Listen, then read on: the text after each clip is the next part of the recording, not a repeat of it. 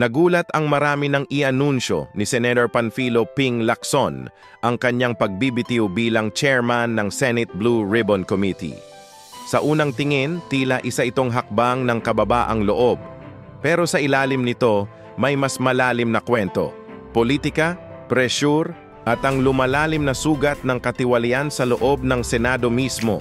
Ayon kay Lacson, marami sa kanyang mga kasamahan sa Senado ang nadismaya sa paraan ng kanyang paghawak sa investigasyon ng flood control anomalies. Pero kung totoo ngang dismaya lang ito, bakit tila takot ang ilan sa mga pangalan lumalabas sa mga pagdinig?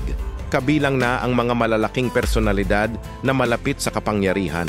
Hindi maikakaila, ang Blue Ribbon Committee sa ilalim ni Lacson ay nakabukas ng mga kahon ng Pandora.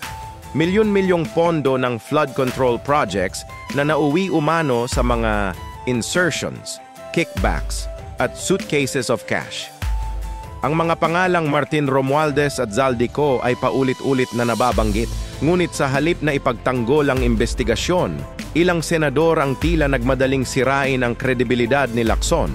Ang masakit dito, lumalabas na sa halip na suportahan ang paglilinis ng sistema, pinili ng mga nasa kapangyarihan na tahimikin ang proseso. Ibig sabihin, ang laban ni Lacson laban sa katiwalian ay hindi lang laban sa mga kontratista o DPWH officials, kundi laban sa mismong kultura ng Senado na takot masangkot ang sarili. Sa panahon ni dating Pangulong Rodrigo Duterte, kapag may investigasyon, diretso sa katotohanan. Walang takot, walang proteksyon. Pero ngayon parang bumalik tayo sa diplomatic corruption, may mga sisipain pero yung mga nasa itaas, untouchable. Kaya't kung ang pagbibitiw ni Lacson ay bunga ng politikal na pressure, malinaw ang mensahe. Mas pinili ng Senado ang katahimikan kaysa katotohanan. At kung ganyan ang pamamalakad ng mga kagalang-galang, paano pa tayo aasang malilinis ang sistema?